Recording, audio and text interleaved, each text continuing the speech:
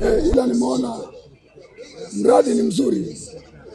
Huo mradi ulioko Rufiji, na nimeona ni vema kwa sababu ni vitu ambavyo ilikuwa sijawahi kuvionaga, lakini kwa sasa hivi nimeviona, nimeona live.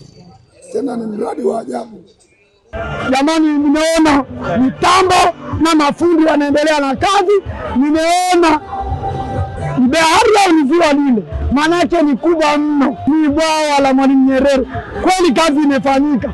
Tulipoambiwa kazi iendelee, tumwombee mama yetu heri, na Arusha yetu kofia zimevaliwa, vitu vimevaliwa, si vya utani, ni ukweli wenyewe. Project ya maji ni nzuri pia, na tumefanikiwa 90% kuvuna umeme wa kwetu wenyewe na kutumia, na sasa hivi naona changamoto za umeme hamna kama sio kama previous time. Kwa hiyo kwa hilo tunamshukuru. Hapa nimevaa miwani maalum nikaona mradi wa bwawa la Mwalimu Nyerere. Kweli teknolojia inatamalaki. Kwa kweli nimeona mradi ni mzuri. Awamu hii ya 6 ambao mama amesimamia mpaka umeisha, amefanya kazi kubwa sana sana.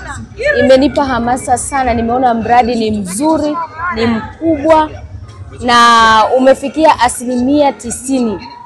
Mama amefanya kazi kubwa. Kwa kweli hongera kwake mama, na hongera kwa Watanzania wote tunaomuunga mkono mama. Mama apewe tena miaka 5 mingine. Oktoba tunatiki.